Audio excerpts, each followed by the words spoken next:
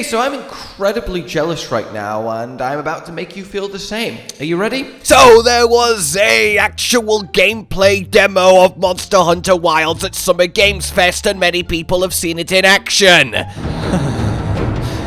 fine. We just need to wait.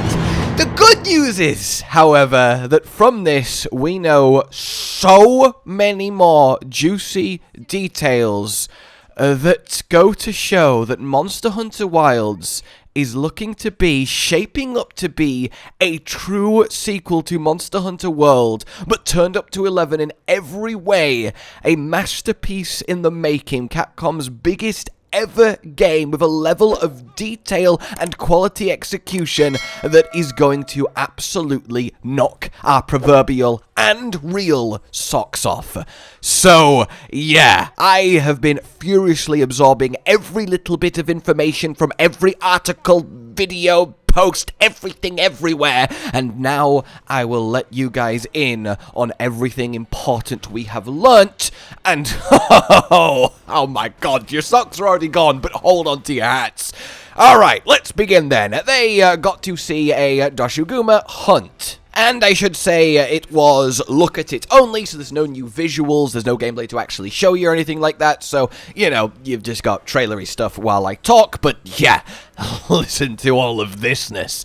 So I've already said that everything, the takeaway, every single person that has seen it has universally come away going, holy hell, the trailers do not do this justice, this is fucking incredible, the gameplay is insane, if you liked World, you are going to, well, sacrifice your firstborn to play this.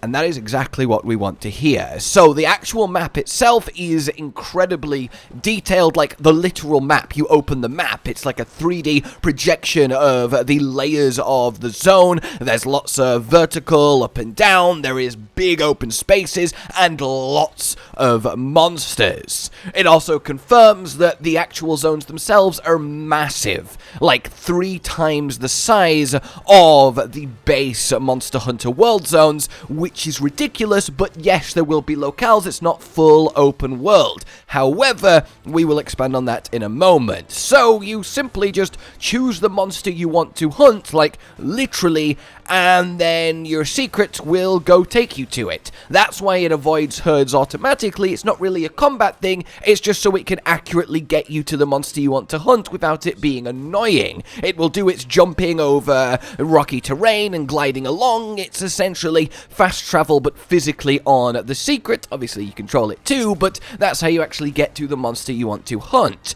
And on that note, everything from the animations, the details, the fluidity of the world, the combat, the mounting, the riding, the weapons, the monsters, it is all looking unbelievably polished, refined, as we've come to expect, the music, and I cannot wait to hear it. What will Wild's version of Proof of the Hero be? But apparently there is contextual tracks for so many things. There is, you know, tracking the monster music, there is just starting to engage it monster music, there is, you know, middle of the hunt music, there is just generic the zone music, so that is a lovely extra level. But here's the big one, no loading screens. Absolutely none. In the entire half an hour or so demo they saw, not a single loading screen. The hub town is in the Windward Plains. Gemma's there, your handler's there, you do your smithing and your food and your prep and your equipment managing and all of that stuff, talk to the NPCs, but then you just get on your mount, choose the monster, and you leave into the Windward Plains. There is no loading. There's no transitioning. It's just all happening, which is amazing and a huge step in the right direction from Monster Hunter, really reaching towards that seamless experience. You just finish prepping, choose the monster you want to hunt, leave town on your secret with your handler, and you get to it. And that is so exciting, it really, really is. And it kind of makes sense because Astera was technically part of the ancient forest. You literally walk to it in the opening of World, and they've simply gone, what if you didn't have to load to walk from ancient forest to Astera? And that's essentially how it is in Wilds.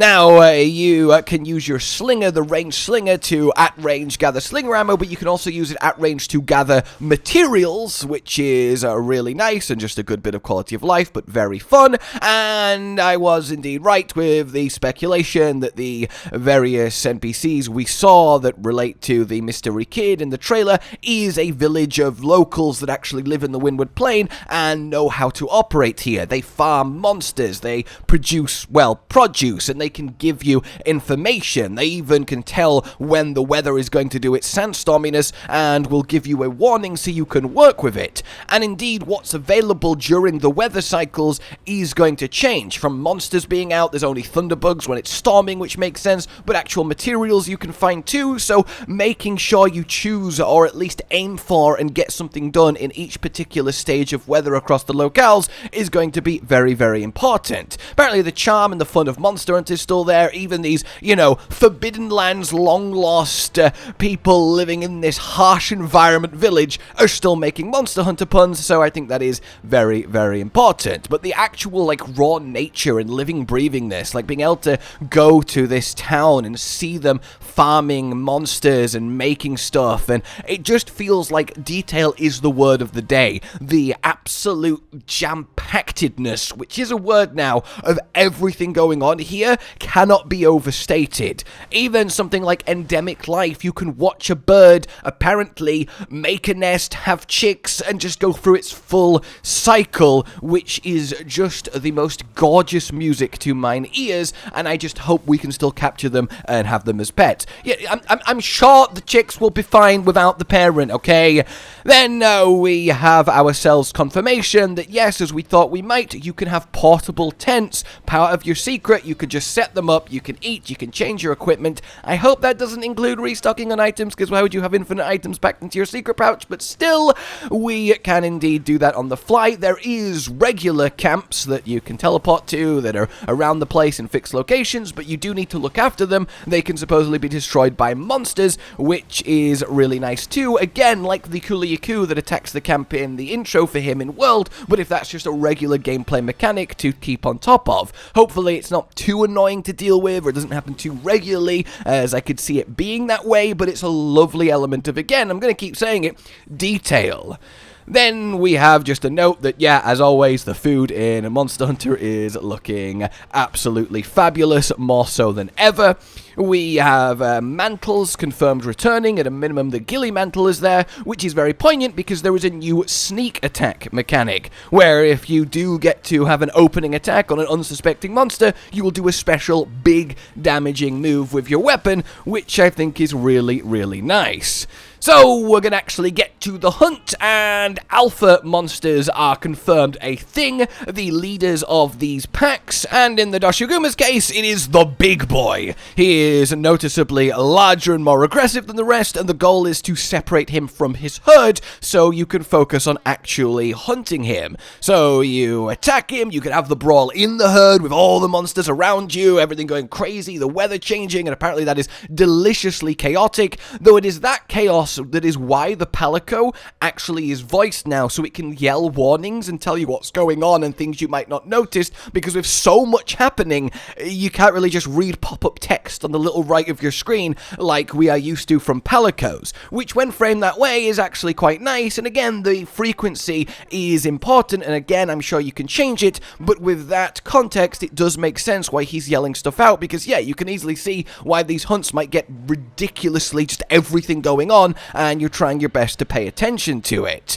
You can just attack the monster that you want, and that's how the quest to hunt it begins, which is very, very nice, and a little bit wild heartsy in that sense, so it is nice to see the competition does promote iteration, which is always what we want to see. And then yes, we want to separate the alpha from the herd, and we can do that by luring its little guys over the sand traps from the new Leviathan that eats some of them away, or we can take it to, yes, Thor Magala that made an appearance. Still no official name for him, but oh, apparently he is no joke. Insane lightning attacks. Apparently he can one-shot you if you get caught in a slow charge-up big boom of a move, so that's very Frontier-esque. I hope somehow a Heart Attack Extreme Thunderblight returns, but that is kind of terrifying and amazing all at the same time.